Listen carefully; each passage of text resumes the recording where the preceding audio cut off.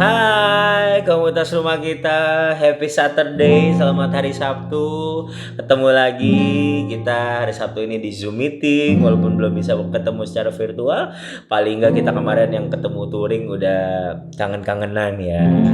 Oke, Bapak Saudara, teman-teman semua, kita mau sama-sama memuji meninggikan Tuhan. Mari siapkan hati kita menerima berkat Tuhan hari ini yang sudah Tuhan siapkan. Mari kita berdoa dulu yuk. Kami bersyukur buat banyak hal yang Tuhan perbuat. Kami bersyukur buat segala hal yang Tuhan izinkan. Kami bersyukur buat mungkin banyak hal yang belum Kau jawab dan yang tidak Engkau jawab Tuhan. Tapi kami bersyukur Tuhan masih mendengarkan doa-doa kami. Kami bersyukur Tuhan masih ada bagi kami. Dan kami masih bisa mengecap kebaikan-Mu, masih bisa merasakan kasih-Mu dalam kehidupan kami. Kami bersyukur ya Tuhan kepadamu. Kami berdoa Tuhan buat fellowship kami hari ini Tuhan. Biar kebaikan, biar damai sejahtera Tuhan yang melampaui segala akal itu boleh memenuhi hati dan pikiran kami. Dan senantiasa kami dipenuhi sama kebaikan, dipenuhi sama kasih karunia-Mu Tuhan. Terima kasih Bapa, terima kasih Tuhan. Kami butuh Engkau, kami butuh Engkau, kami butuh Engkau Tuhan. Terima kasih buat segalanya Tuhan. Kami mau memuji, kami mau menyembah, meninggikan nama-Mu Tuhan. Saat lagi biar kiranya Tuhan hadir di tengah-tengah kami Tuhan. Walaupun virtual Tuhan, tapi kami tahu Engkau hadir di tempat di mana kami berada saat ini. Terima kasih Bapa, terima kasih. Kami berdoa dan ucap syukur. Haleluya, sama-sama katakan amin. Yeay.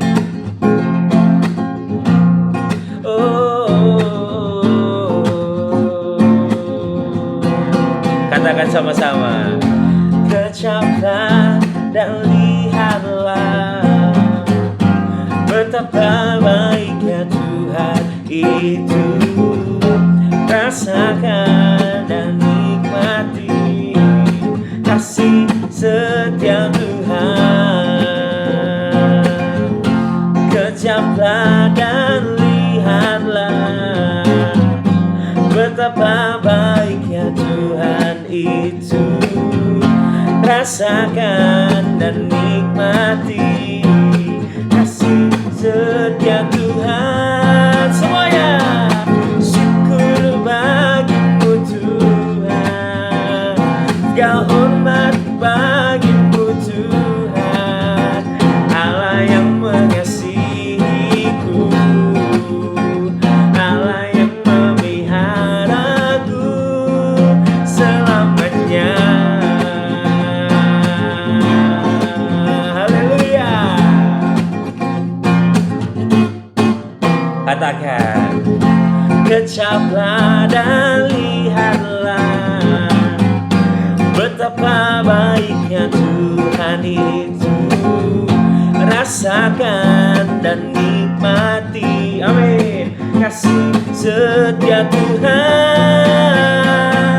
Syukur bagimu Tuhan, segala hormat bagimu Tuhan, Allah, Allah yang mengasihiku, Allah yang memeliharaku.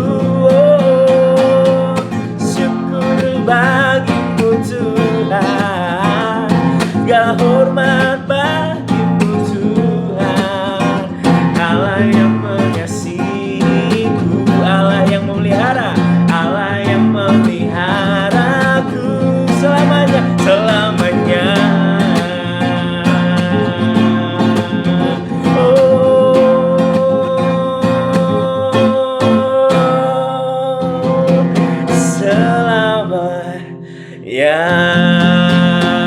Berikan puji-pujian bagi Dia, sorak-sorai yang paling meriah. Haleluya. Kita mau siapkan hati kita mendengarkan firman Tuhan.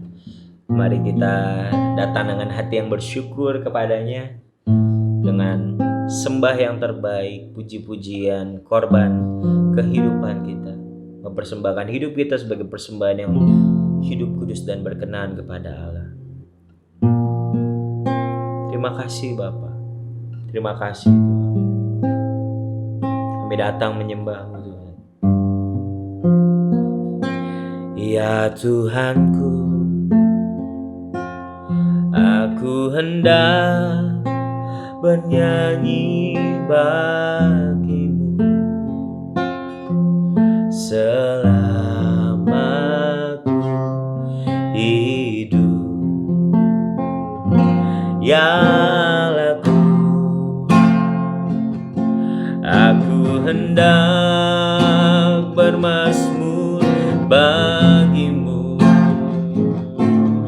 selagi ku ada. Inilah yang ku renungkan setiap waktu. Nyanyian pujian dan pengagungan kepadamu.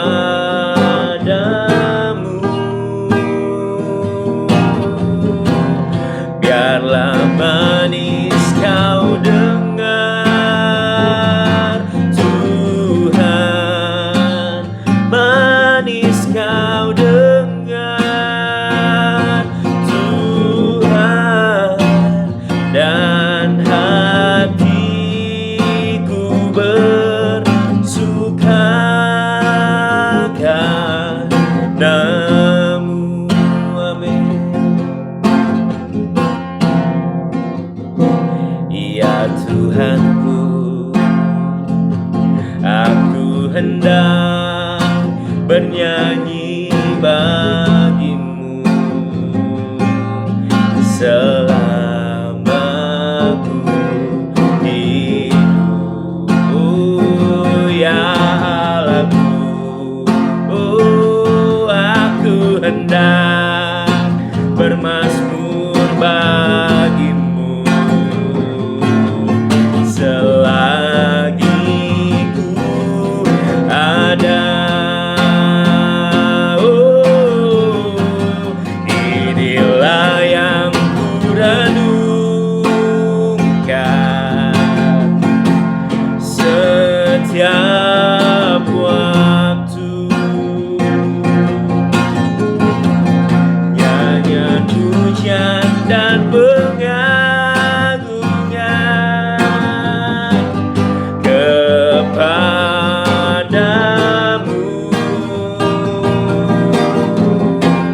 Biarlah manis kau dengar, Tuhan, manis kau dengar, Tuhan, dan hatiku bersuka karena-Mu. Inilah yang ku renungkan, inilah yang ku renungkan setiap waktu. Nyanyian pujian dan pengagungan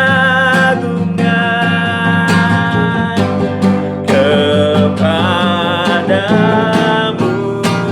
Biarlah manis kau dengar, biarlah manis kau dengar, Tuhan, manis kau dengar, Tuhan, dan hatiku bersuka karena-Mu.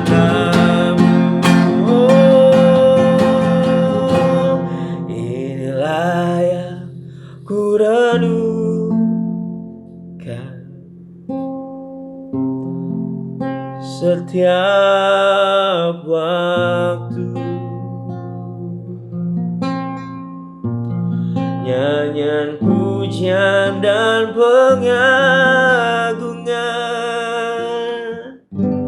kepadamu.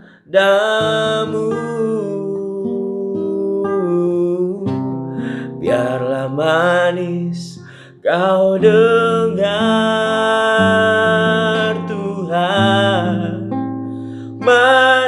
kau dengar Tuhan, dan hatiku bersuka padamu.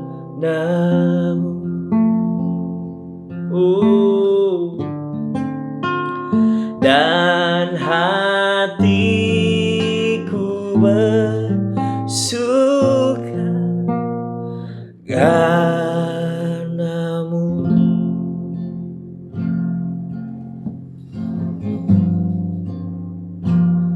Oh Tuhan, terimalah persembahan kami ini, segenap hidup kami, segenap hati kami, segenap kekuatan, segenap jiwa kami persembahkan padamu, Yesusku, padamu, Tuhanku. Oh Tuhan,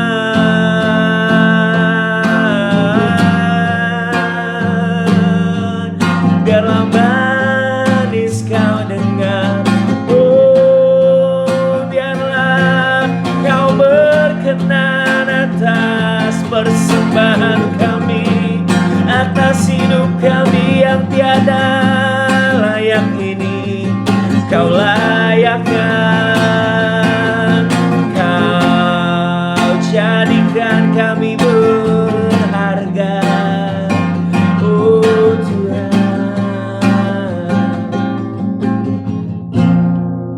biarlah manis kau dengar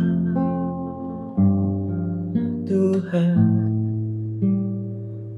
manis kau dengar Tuhan, dan hatiku bersuka karenamu. Kami mendengar firman-Mu, kira dengan hati yang terbuka, hati yang mau ditaburi benih firman-Mu, tanah hati yang subur, yang siap menerima benih firman-Mu, Tuhan. Kami terima firman-Mu di dalam nama Tuhan Yesus Kristus kami berdoa. Haleluya. Amin. Saya silakan kepada Ko Jim. Shalom semua. Kita akan sama-sama belajar hari ini mengenai pertumbuhan rohani. Cuman untuk kali ini kita akan melihat apa sih sebenarnya yang menjadi penghalang bagi pertumbuhan rohani setiap kita. Nah, pertama-tama sebelum kita masuk ke dalam penghalang pertumbuhan rohani, kelihatan ya? Iya, kelihatan. Oke. Nah, pertama-tama kita lihat dulu apa itu pertumbuhan rohani, ya. Apa itu pertumbuhan rohani? Nah, pertumbuhan rohani di sini saya catat adalah proses menjadi serupa dengan Kristus, di mana kehidupan kita yang lama digantikan dengan kehidupan yang baru. Jadi pertumbuhan rohani bukan berbicara mengenai sebuah jabatan dalam keorganisasian gereja yang tinggi. Artinya kalau orang sudah menjabat posisi sebagai seorang gembala, sebagai seorang leader, sebagai seorang kadif, sebagai seorang pembicara sekalipun, belum tentu kehidupannya adalah kehidupan yang bertumbuh rohaninya. Nah, pertumbuhan rohani ini berbicara mengenai bagaimana kita menjadi serupa dengan Kristus, di mana hidup kita yang lama diubahkan ya melalui sebuah proses yang panjang, yang berkesinambungan, terus-menerus diubahkan menjadi sebuah ciptaan yang baru. Jadi dengan kata lain, kalau dulu karakter kita adalah karakter yang nol besar, maka ketika kita mengalami Kristus, kita mengalami pertumbuhan rohani, seseorang yang mengalami pertumbuhan rohani, bisa dikatakan bahwa karakter dia yang nol besar, yang jeblok tadinya, berangsur-angsur kelihatan. Ya, berangsur-angsur mulai terbentuk, kesabarannya kebentuk, kasihnya mulai terlihat, penguasaan dirinya. Waduh, yang tadinya mungkin modelnya suka marah-marah kalau kesenggol sedikit tersinggung gitu ya. Nah, kali ini dia sudah mulai bisa menguasai diri. Sudah sempurna belum? Sudah bagus belum? Ukurannya masih jauh mungkin, tapi sudah terlihat dibandingkan daripada yang dulu. Nah, itu yang dinamakan sebuah proses pertumbuhan. Dan apakah dia akan tetap segitu-segitu aja? Enggak. Dia akan terus meningkat. Dia akan terus meningkat. Nah, masalahnya adalah pertumbuhan rohani ini tidak bisa diukur dari usia kita mengenal Kristus. Contohnya, orang yang sudah mengenal Kristus misalnya 2 tahun ya atau 1 tahun dibandingkan dengan orang yang sudah mengenal Kristus 30 tahun. Wah, pasti pertumbuhan rohaninya lebih bagus yang 30 tahun. Oh, belum tentu. Banyak kita kan kecelek ya, banyak di dalam kehidupan dia adalah seberapa jauh dia mengizinkan Kristus membentuk kehidupan dia. Saya ulangin sekali lagi ya. Seberapa jauh seseorang bisa mengalami pertumbuhan rohani adalah seberapa dalam dia bisa mengizinkan Kristus untuk membentuk kehidupannya dia.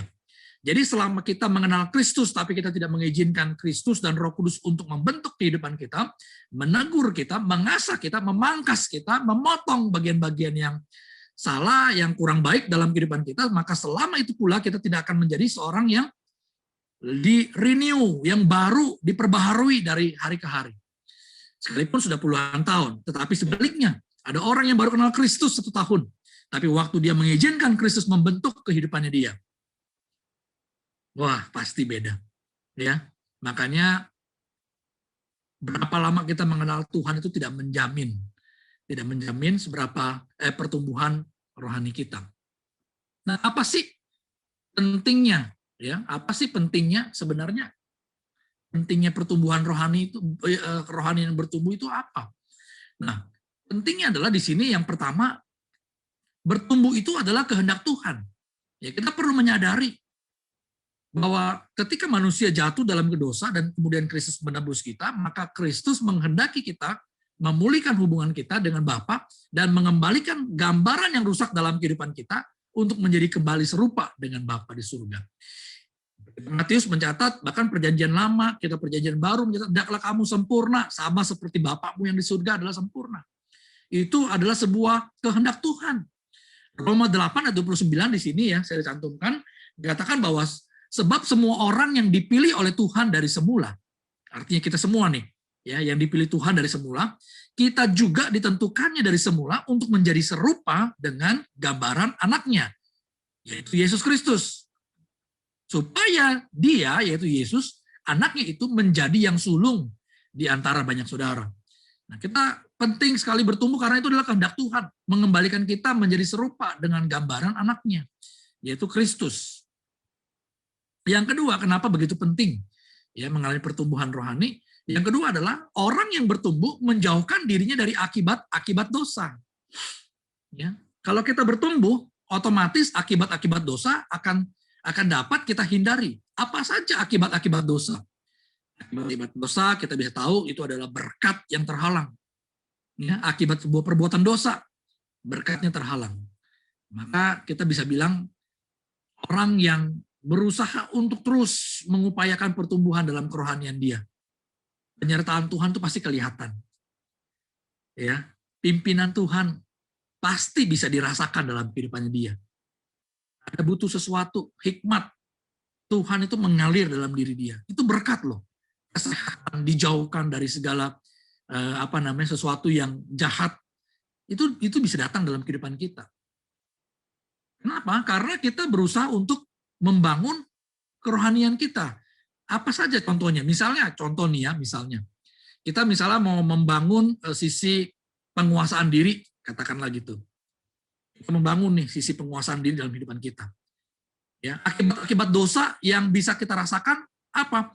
Ya kan menguasai diri ini ceritanya. Di kantor misalnya, ada orang-orang yang pimpinan kita misalnya yang tidak senang dengan kita, mengeluarkan kata-kata yang mungkin menjelek-jelekan kita. Kita bisa marah, kita bisa panas, kita bisa mengeluarkan effort kerja yang buruk misalnya. Lalu kalau kita lakukan hal seperti itu, akibatnya apa? Berkat hilang. Ya, bahkan kita mungkin bisa dipecat. Mungkin kita bisa dipindahkan bagiannya ke bagian yang penuh dengan kekeringan misalnya. Nah, itu kan akibat dari kita tidak menguasai diri kita. Mulut kita langsung nyerang dia, padahal kita tahu dia bos kita. Padahal kita tahu dia pemimpin kita. Padahal kita tahu dia orang yang berpengaruh di perusahaan. Tapi karena kita tidak mau membangun penguasaan diri dalam kehidupan kita, maka kita melawan dia. Akibatnya berkat terhalang. Ya, simple. Jadi orang yang bertumbuh itu sebenarnya menjauhkan dirinya dari akibat dosa, yaitu berkatnya terhalang. Hubungan yang rusak itu pasti dijauhkan. Ya, gimana mau rusak hubungannya? Orang yang bertumbuh rohaninya pasti kasihnya juga bertumbuh. Ya, ingat kita kan serupa dengan Kristus. Targetnya itu. Jadi pasti dia akan berusaha untuk kasihnya bertambah-tambah. Ada orang yang melukai dia disalahpahami, dia langsung memberikan kasih buat orang-orang yang melukai dia. Ya, kesulitan dan penderitaan yang tidak perlu disingkirkan. Ya, nggak ada tuh penderitaan yang datang dalam kehidupannya dia. Karena kesalahan-kesalahan dia sendiri, karena kebodohan-kebodohannya sendiri. Nggak ada. Kenapa? Karena dia bertumbuh, karena dia berkembang, buah roh dia menjadi maksimal. Yang ketiga, penting sekali kita menjadi bertumbuh, supaya kita menjadi pribadi yang matang, yang mendatangkan keteladanan bagi orang lain. Kita menjadi pribadi yang matang, dan orang lain melihat kita. Waktu mereka melihat kita, mereka terberkati, dan mereka bilang, waduh ini luar biasa, gue pengen lu kayaknya jadi orang yang murah hati seperti dia. Saya pengen lu jadi orang yang sabar seperti dia. Itu jadi teladan. Nah, kalau kita bisa jadi teladan buat orang-orang di sekitar kita, kita menyelamatkan hidup mereka loh. Ya, menyelamatkan hidup mereka. Sebaliknya kalau kita berangasan misalnya, kita adalah orang yang lost control, ya, hantam sana, hantam sini misalnya. Terus putra atau putri kita melihat tabiat kita seperti itu, dan mereka meneladani kita dengan tabiat buruk kita, terus mereka tumbuh besar, bahkan lebih galak, lebih jahat, lebih beringas daripada kita, bayangkan. Rusaknya hidup mereka hanya karena mereka meneladani karakter-karakter yang buruk dalam kehidupan kita. Kita pasti nggak mau hal seperti itu.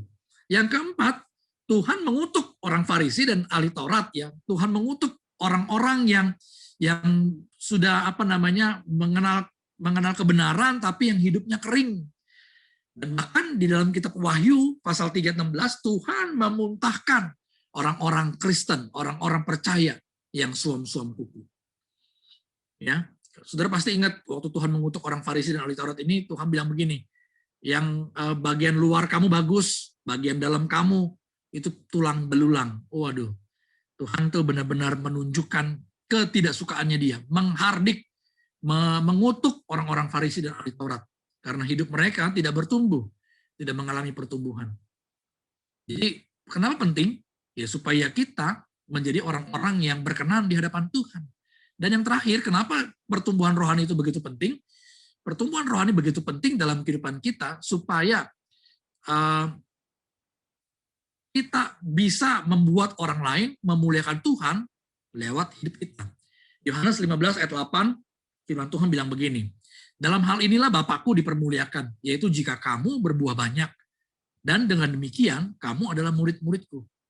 Jadi cara paling mudah untuk memuliakan Tuhan bukan hanya lewat keterampilan kita, bukan hanya lewat kepintaran saudara dan saya, bukan hanya lewat suara merdu kita, bukan. Tapi lebih penting lagi, waktu kita memuliakan Tuhan adalah nyata dari buah yang lahir dari kehidupan kita.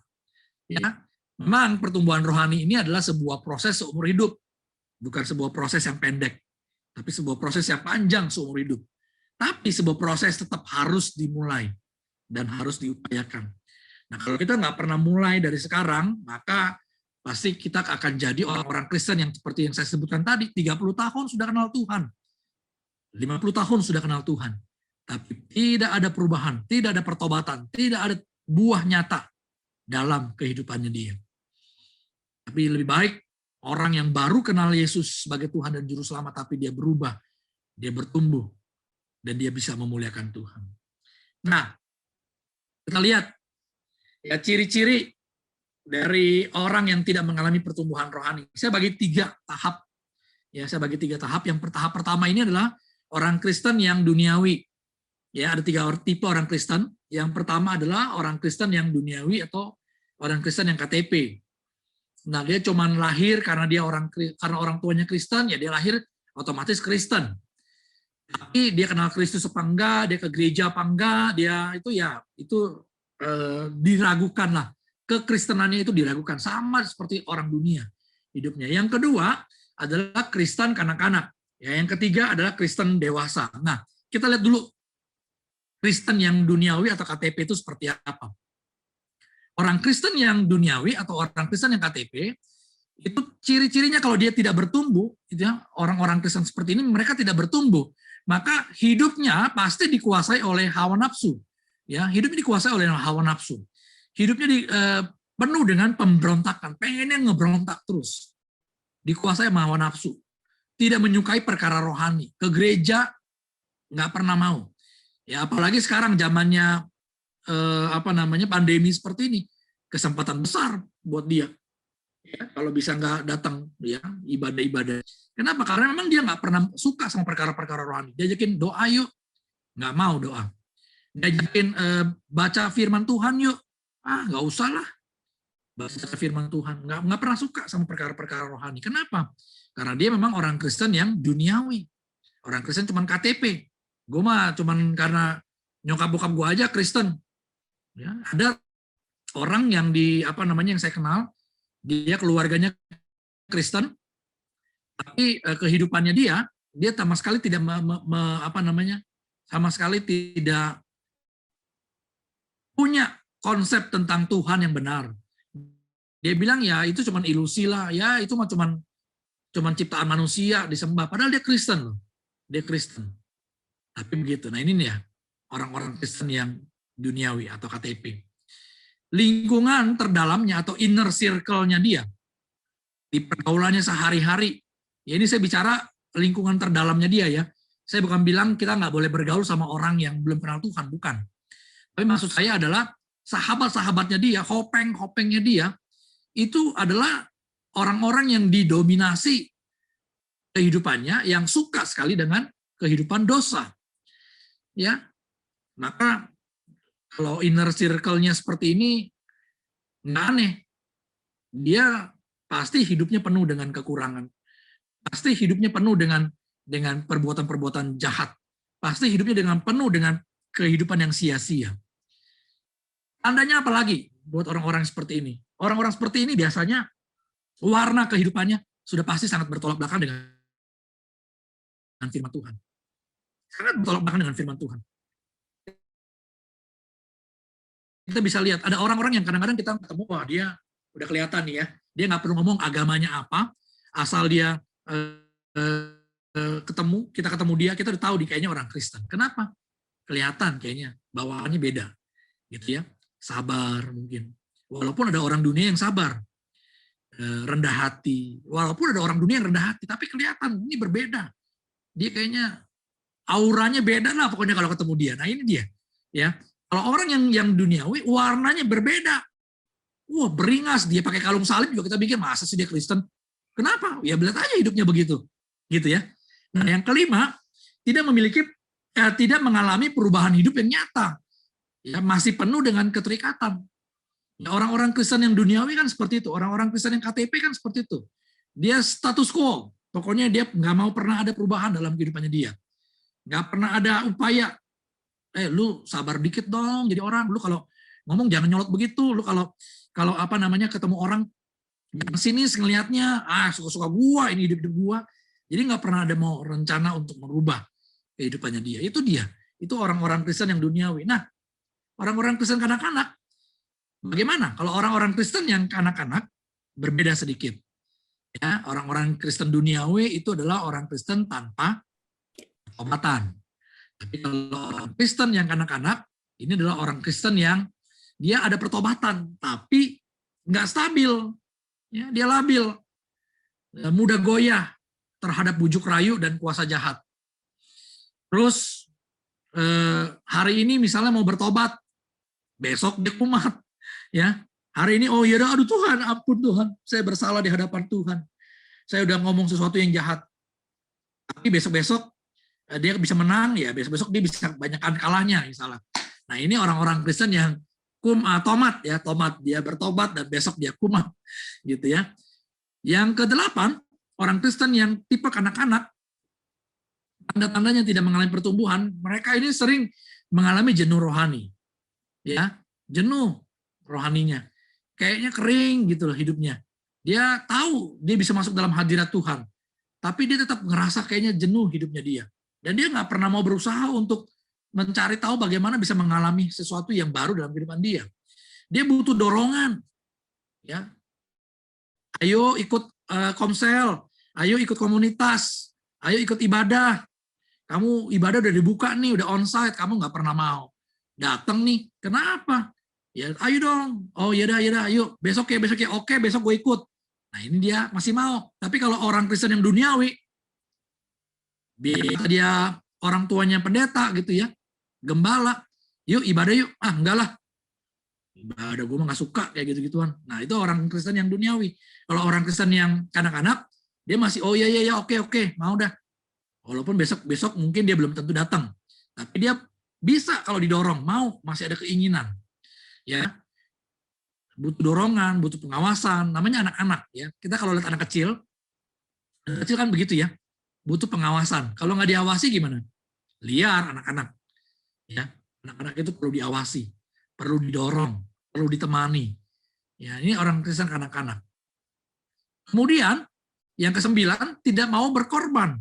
Orang Kristen anak-anak begini, nggak mau berkorban, hanya memikirkan dirinya sendiri.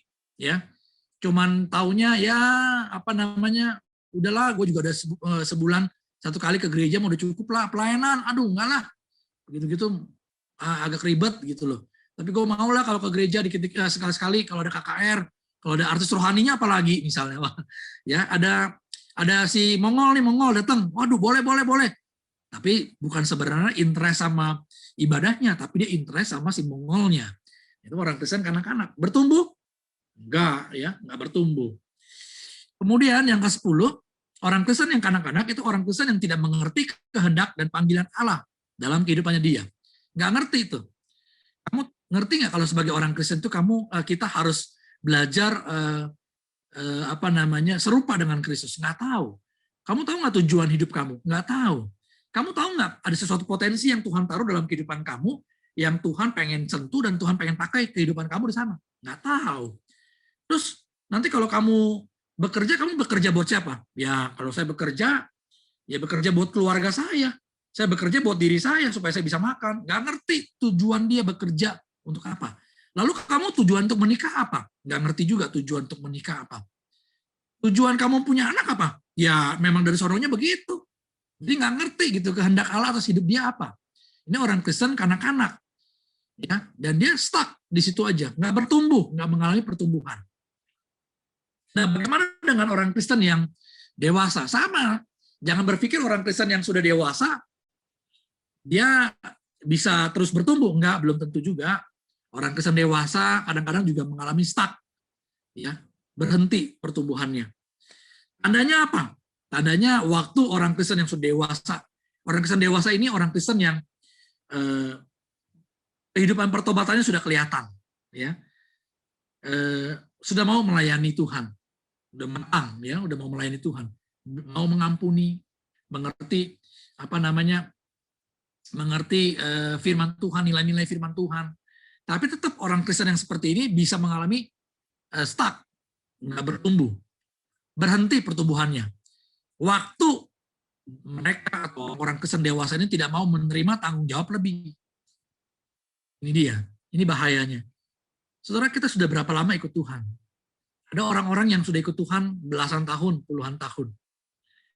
Tapi saat diberikan tanggung jawab, dia saat teduh. Baca firman nggak? Ya, walaupun belum berpasal-pasal, tapi renungan harian rutin dia baca. Paling nggak di komunitas setiap hari, setiap pagi jam 8:30 saat dibagiin ya dia baca gitu. Tapi apakah waktu diberikan tawaran untuk melayani, tawaran untuk tanggung jawab yang lebih, mau nggak? Belum tentu. Nah, orang Kristen seperti ini bukan orang Kristen yang bertumbuh. Ya, orang Kristen walaupun dia sudah bersatu teduh, walaupun dia sudah memiliki hubungan yang baik dengan sesama dia, ya, dia bisa mengampuni, dia bisa mengalah, nggak marah kalau dicengin gitu ya, kalau disindir-sindir nggak gampang marah. Tapi belum tentu dia mau menerima tanggung jawab yang lebih. Saya punya teman yang seperti ini, ya, seorang pembicara, seorang hamba Tuhan, rohani, saat teduh setiap hari. Kalau saat teduh 1 jam, saya tahu karena dia cerita. Tapi nggak pernah mau melakukan sesuatu yang lebih dari apa yang sudah menjadi kenyamanannya dia. Tapi sebenarnya apakah begitu jadi orang yang mengikut Kristus? Enggak. Mengikut Kristus itu harus all out. Mengikut Kristus itu harus menerobos setiap batasan-batasan yang ada dalam kehidupan kita. Ingat, hidup kita bukannya kita lagi, kata firman Tuhan, tapi Kristus yang ada di dalamku. Itu sebabnya kenapa orang Kristen harus belajar untuk keluar dari zona nyamannya dia. Nanti itu khotbah minggu depan tuh ya, zona nyaman. Sama Pastor Joseph Kelly. Nah, yang kedua, tandanya orang Kristen yang dewasa ini tidak bertumbuh adalah mereka tidak mengupayakan terobosan-terobosan baru dalam kehidupannya dia. Ya udah, stabil-stabil aja. Ya. Nah, orang-orang Kristen seperti ini, apalagi kalau temperamennya adalah temperamen flegmatis, temperamen yang stabil, temperamen yang nggak suka dengan hal-hal baru, temperamen yang nggak suka dengan perubahan, temperamen yang nggak suka dengan apa namanya variasi-variasi gitu ya. Mereka nggak mau ngalamin terobosan-terobosan dalam kehidupannya dia. Nah, orang-orang Kristen seperti ini, saya bisa katakan bahwa kita terjebak dengan yang namanya zona nyaman. Ya, ayo belajar keluar, terobos setiap barrier-barrier yang ada dalam kehidupan kita. Terobos. Kalau misalnya dalam hal karakter, ya tadi kan dikatakan bahwa ini berbicara mengenai karakter Kristus. Ya, ada nggak barrier-barrier yang menghambat kita? Misalnya, ya saya kalau mengasihi, saya mau udah mengasihi. Tapi kalau murah hati, aduh, nanti dulu dah murah hati. Memberi, aduh, nanti dulu deh. Ya, terus apa namanya, setia, tergantung. Kalau dia setia sama gua, ya gue setia sama dia. Tapi kalau enggak, ya gue bisa lebih jahat dari dia. Waduh, ini tidak mengalami terobosan. Ya, tidak mengalami terobosan. Lalu apalagi? Sulit mengakui kesalahan. Ya, saudara jangan berpikir bahwa orang yang makin tinggi atau jabatannya dalam sebuah keorganisasian gereja itu gampang mengakui kesalahan loh, enggak loh. Makin tinggi jabatan seseorang dalam gereja biasanya sulit untuk mengakui kesalahan. Ini jebakan-jebakan Batman kayak begini-begini. Ya, salah, ngomong salah. Ada mungkin apa namanya? sempat mungkin dia salah paham dengan seseorang, terus dia ngeluarin kata-kata yang mungkin nyakitin hati orang. Tapi dia nggak pernah mau menarik perkataannya dia dan mengeluarkan perkataan meminta maaf. Nah, ini sesuatu yang mesti diterobos. Ini sesuatu yang nggak mengalami pertumbuhan dalam kehidupan orang-orang yang sudah lama ikut Tuhan. Oh, gue kan udah lama ikut Tuhan. Gue udah belasan tahun. Udah saat teduh gue juga stabil, nggak pernah bolong-bolong. Renungan harian, bahkan gue udah baca Alkitab berpasal-pasal. Bukan cuma kitab yang gue habisin, bukan cuma pasal yang gue habisin, per kitab. Ya, kitab Perjanjian Lama, Perjanjian Baru, Alkitab semua setahun sekali pasti gue habisin. Lu bayangin, gue udah 5 tahun ikut Tuhan, artinya gue udah 5 kali baca Alkitab. Waduh, yang kayak begini, kalau dia nggak belajar terus bertumbuh, kerendahan hati dia nggak ditaikkan, maka dia akan jadi orang yang congkak, sombong, ya, sulit untuk mengakui kesalahan-kesalahan dia. Nah, yang ke-14, orang Kristen yang dewasa ini biasanya tidak bertumbuh. Tandanya adalah ketika mereka berpusat pada rutinitas. Tadi kan saya bilang ya, saat teduh nggak? Saat teduh. Tapi saat teduhnya itu rutinitas. Ini jebakan juga sebenarnya. Kita tahu bahwa saat teduh itu penting. Kita tahu bahwa saat teduh itu perlu untuk mengasah kehidupan kita. Tapi kita terjebak dengan rutinitas. kita cuma berpikir bahwa saya harus saat teduh setiap hari. Kita nggak berpikir saya harus membangun hubungan dengan Tuhan setiap hari. Saya harus menikmati Tuhan setiap hari. Nggak begitu mikirnya. Baca Alkitab, baca. Tapi sambil lalu. Tujuannya apa? Tujuannya ngabisin pasal aja. Apakah dia bertumbuh? Enggak. Orang Kristen yang seperti ini nggak mengalami pertumbuhan. Saudara jangan bangga jadi orang Kristen yang baca Alkitab. Jangan. Saya kalau tanya ketemu orang, ya kamu baca Alkitab, baca setiap hari berapa pasal? 2. Ya, nggak langsung sama orang-orang seperti itu. Tapi waktu dia mengerti esensinya, waktu dia mengaplikasikan kehidupannya dengan firman Tuhan, baru dia mengalami yang pertumbuhan. Ya, jangan terjebak, saudara. Jangan terjebak sama rutinitas. Ya, jangan terjebak sama rutinitas. Nah, orang-orang Kristen yang dewasa, pertumbuhannya, sorry, ini ada yang belum di-unmute kayaknya nih, saya terganggu. Bisa di-unmute dulu, iya. Ada bunyi kresek-kresek, saya terganggu, iya. Jadi konsentrasinya hilang-hilang gitu. Maaf ya. Nah, orang Kristen yang dewasa, tandanya dia tidak bertumbuh adalah dia adalah safety player. Safety player. Maunya menasihati orang. Ya, tapi waktu dia terjun untuk menangani orang yang terluka, dampingin dong orang itu, dampingin. Oh, aduh, enggak lah kalau dampingin, gua kayaknya bisa capek hati gitu dengan orang-orang gitu. Ya, gue kayaknya berat gitu loh ngurusin orang. Ya dia nggak mau. Tapi kalau nasihatin, ya gue nasihatin aja lah lewat WA. Kirimin ayat, mau dia kirimin ayat. Terus kalau orangnya mau curhat, oh jangan gue dah. Jangan gue curhat mah. Kenapa? Aduh, ntar gue pusing, kepalanya ngurusin dia mah nggak berubah-berubah hidupnya. Ini safety player namanya. Maunya yang aman-aman aja. Kita kemarin pelayanan itu ya, misi, belajar tuh, kita belajar baksos di tingkat paling dasar ya. Tingkat paling dasar itu ya seperti itu pelayanan misinya. Kita datang ke satu tempat, kita bagikan sesuatu buat orang sana. Itu tingkat yang paling dasar. Dan kita sedang belajar di sini. Ya, membangun semangat misi, peduli sama orang lain. Nah, ada orang-orang yang, ya gue itu aja dah ya, gue donasi aja dah, donasi. Bisa ikut nggak lo? Bisa sih, waktu gue sih kosong. Ikut dah, ayo. Enggak lah. Kenapa? Gue nggak biasa nginjek-injek tanah, jalan-jalan di rumput, ciailah. Ya, nggak biasa jalan-jalan di rumput. Jalannya maunya di keramik, jalannya maunya di tehel gitu ya. Nggak bisa begitu. Itu namanya kita nggak nerobos zona nyaman kita. Kita ada safety player. Pemain yang aman-aman aja, ya. Enggak, itu kita nggak bertumbuh. Nah, saya mengajak kita yang sudah lama kenal Tuhan. Kita yang sudah rajin baca firman Tuhan. Kita yang sudah rajin bersaat teduh. Kalau kita adalah tipe-tipe yang seperti yang saya sebutkan tadi, sekalipun kita sudah lama kenal Tuhan, maka saya ingin katakan bahwa kita tidak mengalami pertumbuhan rohani loh. Di tingkat ini. Ya, kita harus terobos. Nah, sekarang kita lihat bagaimana kita tahu sebenarnya apa sih yang jadi penghalang ya pertumbuhan rohani kita. Apa sih yang jadi penghalang pertumbuhan rohani? Yang pertama, penghalang pertumbuhan kerohanian kita. Yang 15 tadi itu ya, dari orang Kristen yang duniawi, KTP, orang Kristen kanak-kanak, orang Kristen yang dewasa.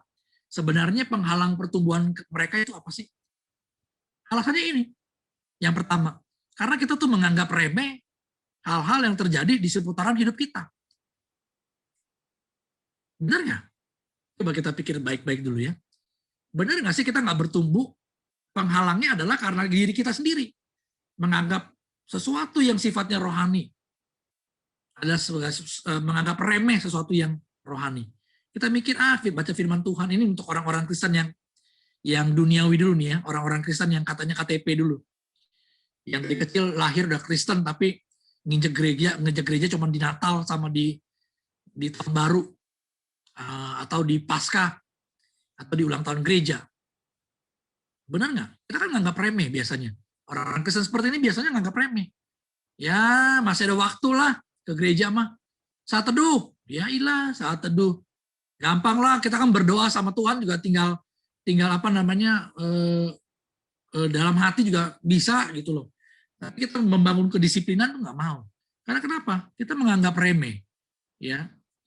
Menganggap remeh juga apa namanya bisa terjadi ketika kita berhadapan dengan pergaulan-pergaulan misalnya. Saudara 1 Korintus 15 ayat 33 firman Tuhan bilang gini, janganlah kamu sesat. Pergaulan yang buruk merusak kebiasaan yang baik. Nah, orang-orang yang menganggap remeh pergaulan biasanya main asal pilih aja. Ya.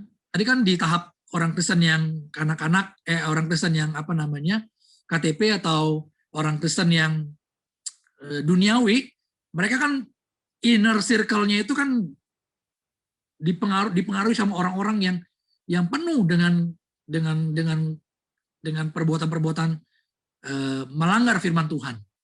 Nah, kita menganggap remeh, nggak apa-apa bergaul sama mereka, akrab sama mereka nggak apa-apa. Tuhan Yesus aja bergaul sama orang berdosa. Loh benar, Tuhan Yesus memang benar bergaul sama orang berdosa. Tapi Tuhan Yesus tidak mengadopsi gaya hidup orang berdosa. Nah, permasalahannya adalah udah kita jarang baca Alkitab, udah jarang kita dibentengi dengan firman Tuhan, udah jarang kita berhubungan karib intim dengan Tuhan, udah kita nggak punya komunitas rohani, kita nyemplung ke pergaulan teman-teman kita yang demen ngegele misalnya, demen kehidupan cabul misalnya, demen kehidupan yang penuh dengan kegemerlapan misalnya, nyemplung sono, nyaho, habis kita. Benar nggak? Kenapa? Karena kita menganggap remeh. Ini bahayanya. Ya. Saudara, kita bukan mengisolasi diri kita dengan dunia, tetapi memisahkan diri dari cara-cara hidup orang dunia. Nah, itu yang kita sedang ingin kerjakan. Ya. Yesus memang sahabat orang berdosa. Ya, kita memang harus jadi sahabat bagi orang berdosa juga, sama seperti Yesus menjadi sahabat bagi orang berdosa. Tapi ingat, kita bukan sahabat dunia.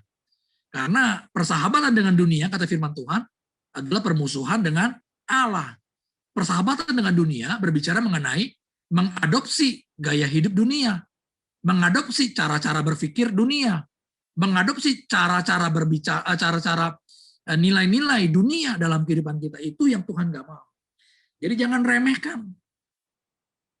Ya, bangun kehidupan kerohanian kita. Bangun. Jangan remehkan hal-hal penting ini. Membaca firman Tuhan, bersaat teduh, jangan remehkan. Ya, ingat, Roma 10 ayat 17 itu firman Tuhan bilang, jadi iman timbul dari pendengaran, dan pendengaran oleh firman Kristus. Bagaimana caranya supaya kita bisa kuat menghadapi krisis misalnya? Kan kita dapat dari pendengaran akan firman Kristus. Kalau kita meremehkan firman Tuhan, kalau kita meremehkan pertemuan-pertemuan komunitas seperti ini, kita meremehkan pertemuan-pertemuan komsel yang ada di gereja kita masing-masing, kita meremehkan pertemuan-pertemuan ibadah online atau onsite, maka kita sedang membangun sebuah jembatan yang rapuh. Kelihatannya kita bisa jalani, tapi itu rapuh. Ketika ada goncangan dalam kehidupan kita, hancur. Kita menganggap remeh. Kasus misal, bagaimana dengan kasus pengampunan misalnya? Bagaimana dengan kasus hubungan kita dengan sesama kita? Mengampuni misalnya. Kita meremehkan. Kita kesel sama seseorang nih. Nggak apa-apa lah, nanti juga bayar sendiri. Kita nggak mau berdoa, minta pengampunan dari Tuhan. Atau ada orang yang nyakitin hati kita. Waduh, sakit gitu loh hatinya. Kita bilang, udahlah nggak apa-apa, nanti juga lupa. Nggak bisa begitu. Kita harus berdoa. Kita harus minta Tuhan melepaskan pengampunan buat orang yang telah menyakiti kita. Kita bilang, Tuhan, saya mau mengampuni Yuki, Tuhan yang menyakiti hati saya. Misalnya Yuki yang nyakiti. Tuhan, saya mau mengampuni Kojim, Tuhan, yang sudah nyuekin saya misalnya. Kita harus melepaskan pengampunan. Jangan diremehin yang begitu-begitu. Kenapa? Karena dia akan menumpuk. Kalau dia udah menumpuk, lama-lama dia akan jadi sebuah gumpalan yang menutup hati nurani kita. Ya, jadi hati kita akan penuh dengan kebencian. Kalau dia meledak, makanya jangan heran. Ya, kita bingung nih. Biasa kemarin kayaknya baik-baik aja, tahu-tahu kok dia kok gila meledak begitu. Karena dia nyimpan udah lama gitu loh. Ya, itu dia. Dosa kecil itu juga harus kita jangan anggap remeh. Sekalipun dia kelihatannya kecil, bohong kecil misalnya. Atau mungkin ya katakan apa saja yang kita sukai, hal-hal kecil yang kelihatannya sebenarnya nggak terlalu berbahaya. Jangan dianggap remeh. Kalau kita anggap remeh, kita lakukan, maka dia akan terus-menerus menjadi seperti gumpalan bola salju. Terus membesar, membesar, membesar. Sampai dia akan menutup. Dan kita tidak bisa lagi menembus. Pertumbuhan kita akan berhenti. Saudara, kenapa sih penting sekali untuk kita tuh nggak nganggap remeh hal-hal yang datang dalam kehidupan kita? Kenapa? Karena kebiasaan meremehkan, ya kebiasaan kalau kita biasa meremehkan, itu akan membuat kita menjadi lengah. Benar nggak? Ayo. Kalau kita ngeremehin, kita jadi lengah. Amsal bilang, Amsal 4 ayat yang ke-23 kalau nggak salah ya, jagalah hatimu dengan segala kewaspadaan karena dari sanalah terpancar kehidupan. Sebenarnya kan kita harusnya waspada, tapi justru kita lengah. Kenapa? Karena kita meremehkan. Saudara lihat gambar yang di samping itu ya, ada gambar kuda Troy. Ini kalau saudara pengen lihat kisahnya, nonton film Helen of Troy ya. Jadi bangsa Troy itu begitu makmur, begitu mengagumkan, begitu maju sekali, sampai akhirnya banyak negara ya, Yunani khususnya ya, itu naksir untuk menaklukkan negara Troy ini. Juga di Troy itu ternyata ada putri yang cantik namanya Helen. Nah, Yunani ini kisah 3000 sebelum Masehi, jadi udah lama banget. Yunani ini berkali-kali berusaha untuk menaklukkan, sampai suatu kali Alexander the Great memimpin pasukannya masuk ke sana. Ya, dia berusaha untuk melawan, gagal. Kenapa? Tembok Troy dengan pasukan-pasukannya itu begitu hebat sekali, nggak bisa ditembus, nggak bisa. Saudara tahu, pasukan Yunani itu udah putus asa sebenarnya. Ya, pasukan Yunani itu udah putus asa. Tapi pada akhir di ujung keputusasaan mereka orang Yunani ini ketemu bagaimana caranya untuk mereka bisa menyusup. Jadi mereka membangun kuda Troy seperti ini, digambarin ini. Kuda ini dibuat dari bahan kayu-kayu perahu mereka. Saudara bayangin, untuk menaklukkan kota Troy, orang Yunani rela perahunya dihancurin. Ya, kalau dihancurin kan punya resiko mereka nggak bisa balik ke Yunani, betul ya?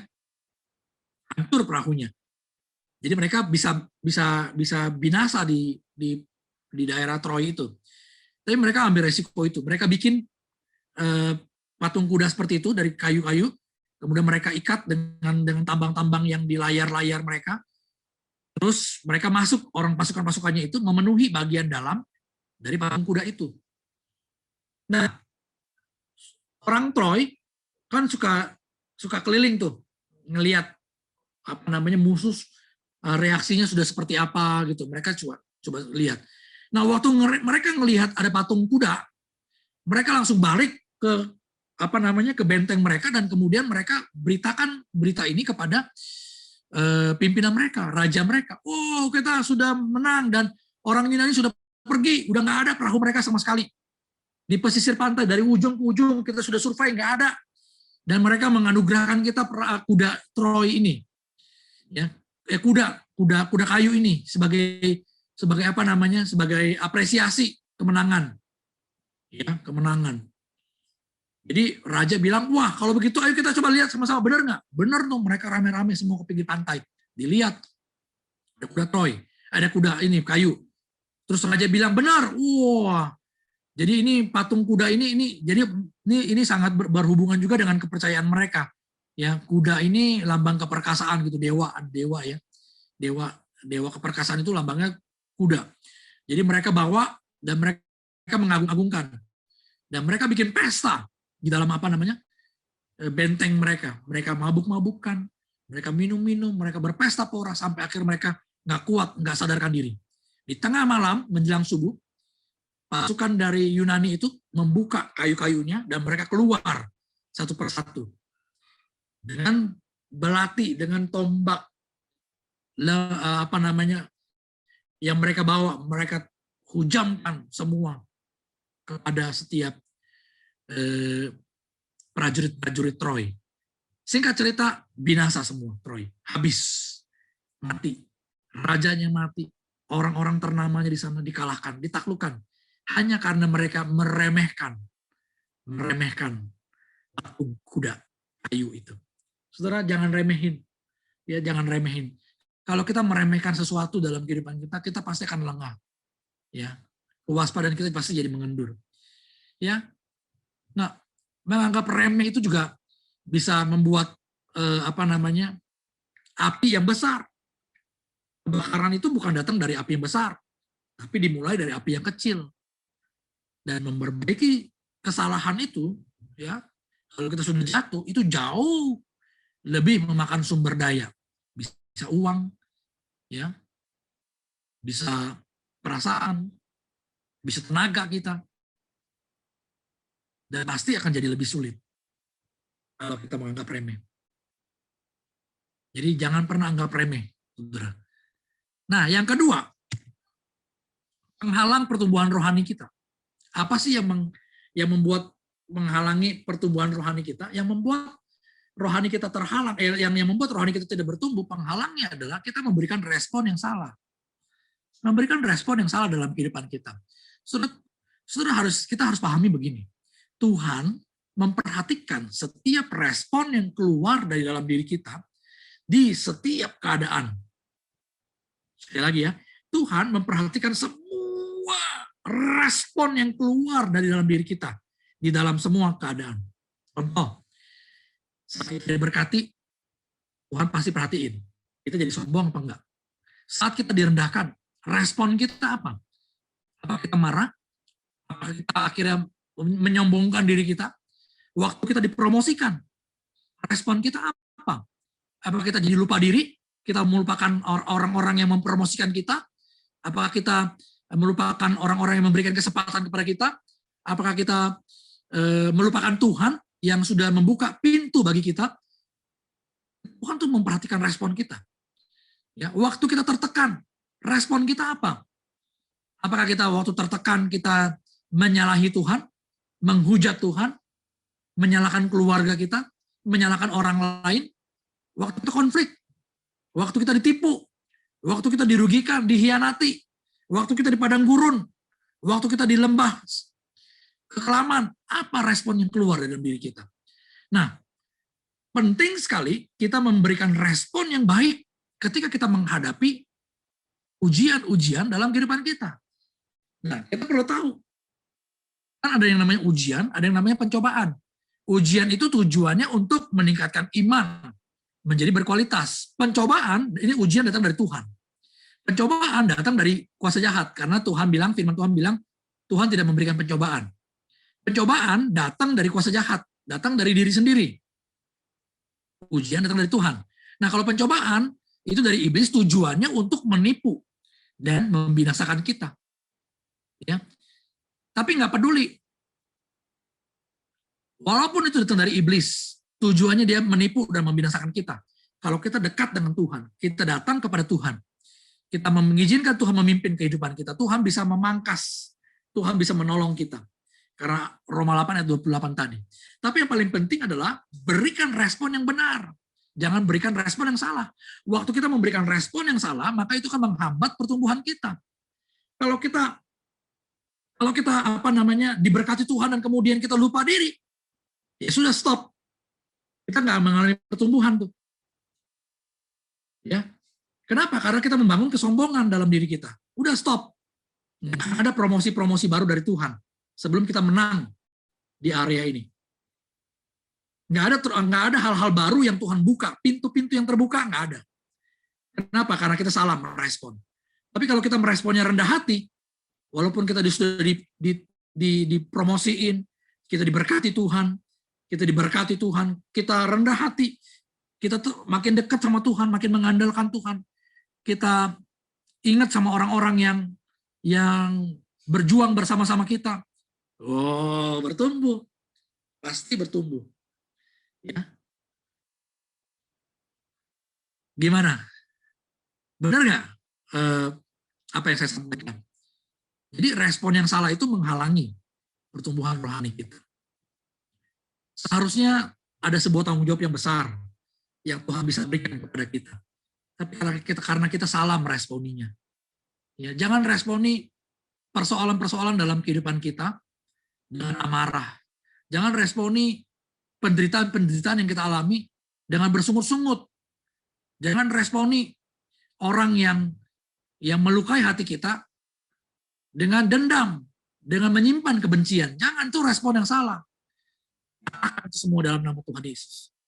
Berikan respon yang benar. Ketika kita mengampuni orang yang bersalah kepada kita, kita merespon dengan benar. Ketika kita penderitaan begitu menghimpit kita, ketika pencobaan, ujian menghujani kita, kita bilang, Tuhan, saya mau tetap berserah kepada Tuhan. Tuhan, saya mau makin banyak mengandalkan Tuhan dalam kehidupan saya. Wus, naik itu pertumbuhan rohani. Wus, Tuhan bilang bisa dipercaya. Tuhan bisa berikan kepercayaan yang lebih. Amin. Respon yang salah menghambat pertumbuhan. Saudara yang suami istri, ayo kalau konflik, responi sikapi dengan benar. Ya, jangan ngungkit-ngungkit yang dulu-dulu. Masalah yang udah lalu tuh dilupain, jangan diungkit-ungkit. Pasangan kita mungkin pernah bikin sesuatu yang salah dulu, udah lama. Ya udah, selesai sampai situ. Jangan pernah diungkit-ungkit lagi. Toh dia mau berubah. Kan begitu. Tapi kalau kita ungkit-ungkit, kita nggak bertumbuh di situ namanya. Kita nggak akan menjadi pribadi yang naik levelnya. Kenapa? Karena kita masih mengungkit kesalahan-kesalahan pasangan kita. Mertua kita, orang tua kita, mungkin nggak sayang sama kita. Ya udah, responnya gimana? Positif. Tetap kita mengasihi mereka. Tetap kita menyayangi mereka. Tetap kita menghormati mereka. Kalau kita merespon dengan benar, Tuhan akan buka. Tuhan akan buka. Tingkat surga. Ya. Ingat saudara, semua penderitaan yang Tuhan izinkan itu tujuannya adalah pertumbuhan iman. Ya, Tuhan perlu menekan kita sampai watak asli kita keluar dan memangkas sifat buruk kita melalui pertobatan. Kemudian mengganti dengan karakter yang baru. Oke? Jelas ya? Nah, yang terakhir. Kelamaan sih saya ini, kelamaan kayaknya nih bawaannya. Udah jam 6. Yang terakhir ya. Yang terakhir itu penghalang pertumbuhan rohani kita adalah hidup yang berpusat kepada diri sendiri. Pasti ya. Kalau hidup kita berpusat pada diri sendiri, pasti kita nggak akan bertumbuh. Ya, Filipi 2:4 bilang begini, dan janganlah tiap-tiap orang hanya memperhatikan kepentingannya sendiri, tetapi kepentingan orang lain juga. Nah, kita tahu bahwa semua hal yang berpusat pada diri sendiri itu akan membuat kerusakan pada diri sendiri. Ya, contohnya apa? Air kolam misalnya. Saudara perhatiin, tampung aja air masuk, tapi jangan pernah alirkan lagi ke tempat lain. Jadi nggak ada sirkulasinya, nampung aja. Lama-lama dia akan keruh, kotor, kotoran mengendap, dan kemudian bau busuk mulai keluar. Betul ya? Kenapa? Karena dia untuk dirinya sendiri ditampung. Kita perhatiin sungai yang ngalir, ya, atau air got, ya selokan, asal dia ngalir aja, pasti bening, nggak keruh. Bener nggak? Ya. Nah, begitu juga dengan kehidupan kita. Ya, coba kita konsumsi makan makanan, konsumsi aja, nggak pernah dibuang tuh, nggak pernah dialirin ke jamban, perut membesar tuh, rusak nggak? Oh sayang dong, udah makan mahal nih, makan di Sushi Tei, makannya 2 juta, waduh, jangan dibuang sayang, bilang begitu ya, amsyong saudara, beneran. Nah, sifat utama manusia yang berdosa itu adalah mementingkan diri sendiri. Itu sifat kita, ya, sifat saudara, sifat saya. Kita ini memang kebanyakan mementingkan diri sendiri. Umumnya kita mementingkan diri sendiri.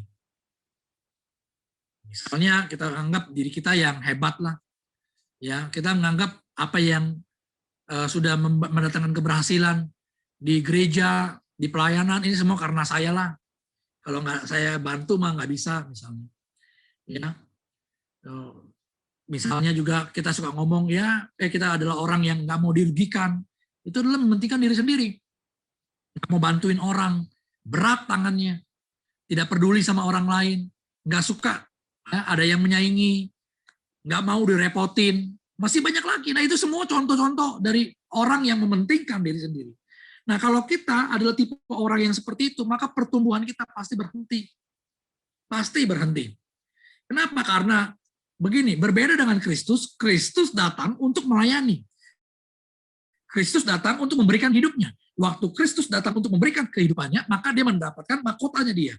Orang berdosa menuntut. Ahli Farisi, ahli Taurat, orang-orang menuntut ya untuk dirinya. Untuk dirinya. Nah, kalau kita menuntut untuk diri kita sendiri, maka nggak akan ada yang terbuka. Saudara perhatiin. Kita yang mau jadi pemimpin kul, ya, kita yang mau jadi pemimpin komsel, kita yang mau menangani orang lain, Tuhan pasti langsung tambahkan sesuatu. Kenapa? Karena kita mau mengajar.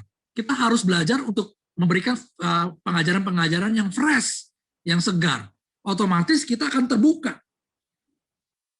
Betul ya? Nah itu dia. Jadi ada hal-hal baru yang bisa mengalir. Otomatis kita punya iman bertumbuh. Orang yang egois, orang yang mencintai dirinya sendiri, tidak mau mengampuni orang. Dia terlalu berharga perasaannya dia.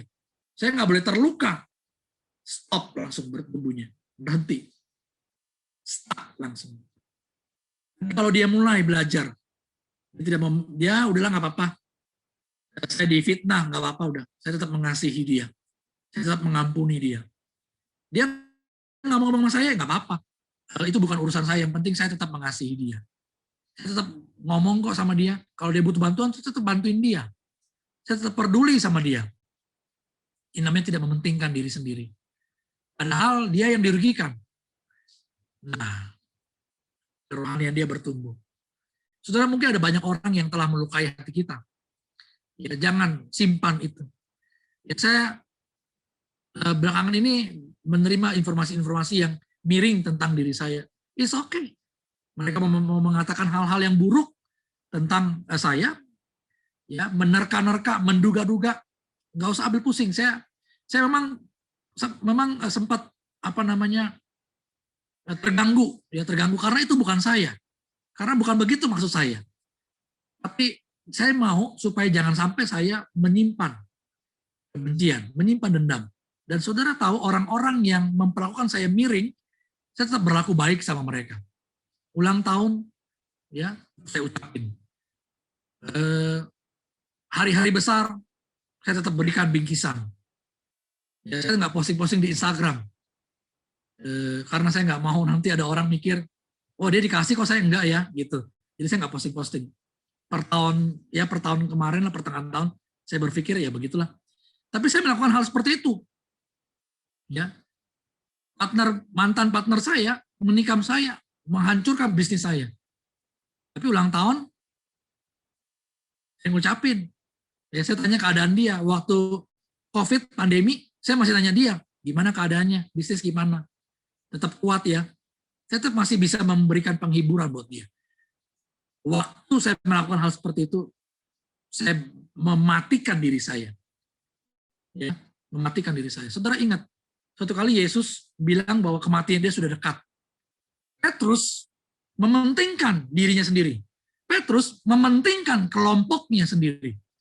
Dia nggak mau 12 rasul ini ditinggal sama gurunya yang luar biasa. Dia nggak mau 12 rasul ini akhirnya bisa terpecah gara-gara Yesus diambil tentara Romawi untuk disalibkan. Akhirnya Petrus bilang begini, Tuhan kiranya semua itu dijauhkan. Rohani ya. Rohani. Tapi berarti kenapa kata Tuhan Yesus? Dalam Markus 8. Ya, saudara bisa baca nanti.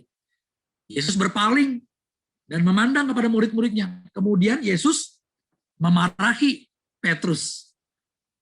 Saudara perhatikan. Yesus bilang gini, enyahlah iblis, sebab engkau bukan memikirkan apa yang dipikirkan Allah, melainkan apa yang dipikirkan oleh manusia. Yang dipikirkan Allah adalah Yesus harus diambil, Yesus harus ditarik, Yesus harus dimatikan supaya manusia diperdamaikan dengan Allah. Yang dipikirkan manusia, Yesus harus tinggal, Yesus harus bersama-sama dengan saya, Yesus nggak boleh pergi. Ya, ini bertolak belakang. Bertolak belakang. Keinginan pribadi kita ya adalah bagian dari keinginan adalah bagian dari kecintaan kita terhadap diri kita atau kelompok kita. Saudara, kita berkomunitas, saya nggak pernah berharap saya tidak pernah memasang standar saudara akan terus-menerus bersama-sama dengan saya. Nggak akan. Kebahagiaan saya adalah saudara bertumbuh. Teman-teman semua bertumbuh. Saudara suatu saat maksimal di gereja lokal masing-masing, it's okay. Karena ini toh tujuannya adalah untuk kemuliaan nama Tuhan. Tapi kalau saya mementingkan diri saya sendiri, saudara harus di sini. Saudara harus bersama-sama dengan saya. Nanti tahun depan kita akan pelayanan Desember kita akan pelayanan ke mana, Sul? Kuningan ya? Kuningan atau kemana? Jawa Tengah atau Jawa Barat lah. Pokoknya kita akan misi ke sana. Kalau saya adalah pribadi yang mencintai diri sendiri, saudara bertabrakan dengan gereja lokal saudara, ayo dong belain sini, dukung sini dong. Waduh, gitu ya. Tapi enggak. Ini adalah proyek Tuhan. Kalau saudara nggak bisa, it's okay, Tuhan akan kirim yang lain. Saudara, kita harus punya yang namanya pikiran-pikiran Allah. Kita harus mengisi hidup kita bukan untuk kepentingan kelompok kita, bukan kepentingan diri kita, tapi untuk kepentingan Allah. Memikirkan kepentingan Allah. Waktu kita memikirkan kepentingan Allah, tidak berpusat pada diri sendiri, kita akan mengalami yang namanya pertumbuhan. Makanya saudara, kalau Tuhan banyak buka hal-hal dalam kehidupan saya, baik dalam bidang bisnis, baik dalam bidang pelayanan, baik dalam bidang, ya saya banyak dipercayakan. Saya bukan sedang ingin membanggakan diri saat ini ya, tapi saya ingin cerita bahwa bagian itu adalah kemurahan yang Tuhan berikan dalam kehidupan saya. Kalau kita ingin dipakai Tuhan, saudara, belajar untuk berpikir, memiliki pikiran-pikiran Allah. Jangan bangun ego kita, jangan bangun kecintaan terhadap diri sendiri. Nah, saya juga mengajak kita semua, ya. Saya sudah cerita kepada tim komunitas bahwa tahun ini kita berpusat kepada discipleship, atau mungkin komunitas kita, ya komunitas rumah kita ini berpusat kepada discipleship dan misioner, ya. Discipleship itu pemuritan, misioner itu misi. Ya tidak aneh kalau nanti program-program ke depan itu adalah program-program yang lebih banyak penjangkauannya. Nanti kalau ada yang bertobat, ada yang terima Tuhan, saudara mau bawa ke gereja lokal masing-masing, silakan. Asal dia bertumbuh, itu jauh lebih baik daripada tidak ada yang pegang sama sekali. Daripada saya bilang, jangan ini anggota komunitas, tapi saya nggak bisa pegang, saya nggak bisa ngurus, saya nggak bisa rawat. Ada banyak orang terluka, nggak bisa saya bebat hatinya. Ada orang yang nggak bertumbuh rohaninya, nggak pernah saya perhatiin. Buat apa? Lebih baik dia ikut orang lain dan dia bisa bertumbuh di sana. Kenapa? Karena itu setiap jiwa-jiwa adalah milik Kristus, bukan milik saya. Bukan milik Ko Jonathan, bukan milik Cisuli, bukan milik tim daripada komunitas rumah kita, bukan. Tapi semua adalah milik Kristus. Dan kalau dia bertumbuh di tempat lain, itu adalah sebuah kebanggaan. Karena dia tetap adalah tubuh Kristus. Dan tetap nama Tuhan yang dimuliakan, bukan nama saya, bukan nama orang lain. Amin, saudara. Nah, tiga hal itu yang menghalangi kita bertumbuh. Saya berharap kita semua bisa belajar untuk kita tidak menganggap ya remeh setiap hal yang terjadi dalam kehidupan kita.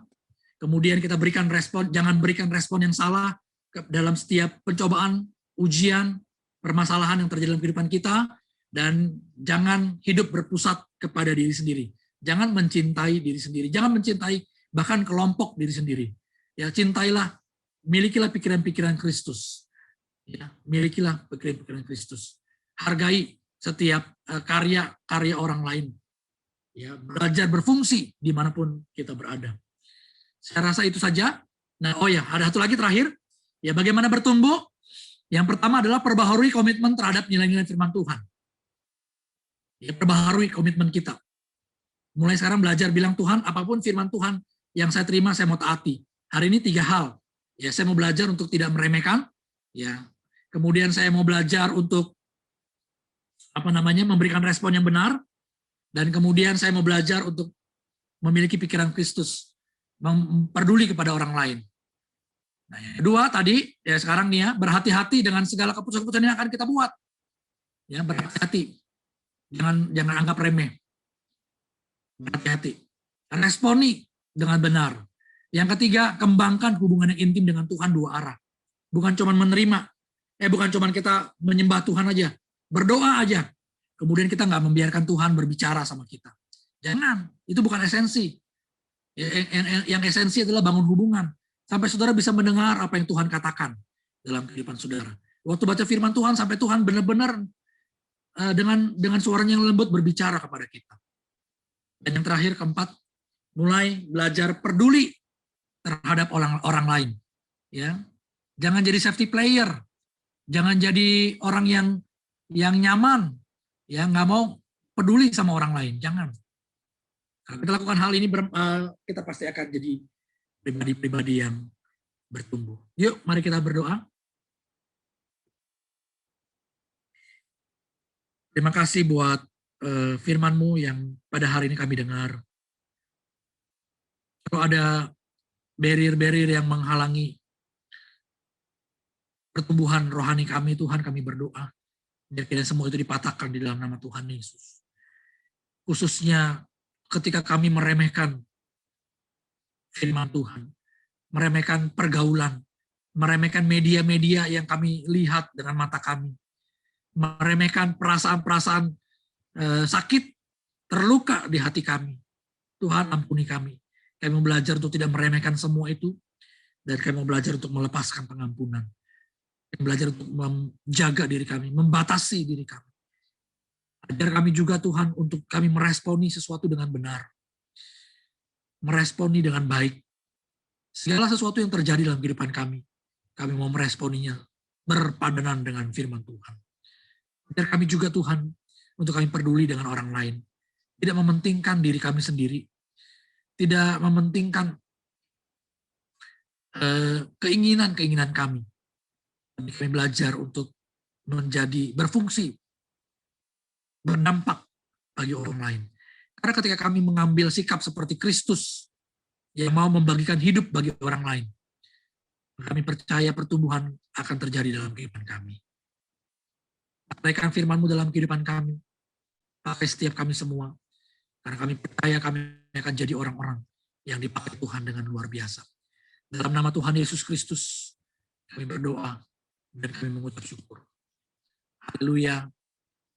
Amin. Waduh, shalom semuanya. Shalom. Shalom. Terima kasih untuk Pastor Jimmy untuk firman-Nya hari ini, memberkati sekali. Sama ada pengumuman untuk minggu depan, kita akan dilayani oleh Pastor Joseph Kelly. Pastor Joseph Kelly dengan tema mengalahkan zona nyaman. Terima kasih juga untuk semua donatur yang ikut berpartisipasi menyumbangkan pakaian dana untuk baksos kita minggu lalu. Nah, ini salah satu fotonya. Ini setelah baksos ya kita. Setelah baksos.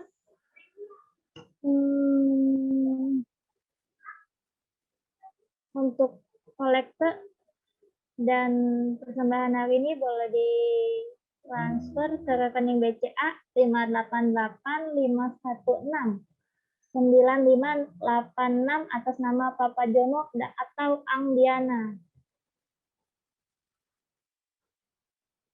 Pengumumannya, jangan lupa besok hari Minggu, jangan lupa ibadah di gereja masing-masing ya. Walaupun online kita tetap ibadah. Semangat. Terima kasih.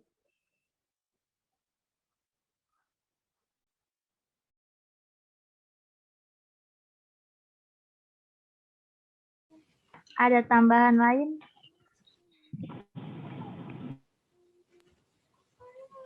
Nggak ada sih. Oke, kita sudah doa tutup.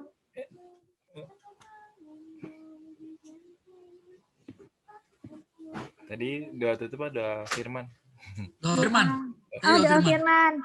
Kita doa tutup. Doa tutup oleh Pastor Jamie. Ya. Ya. Oke, yuk kita tutup.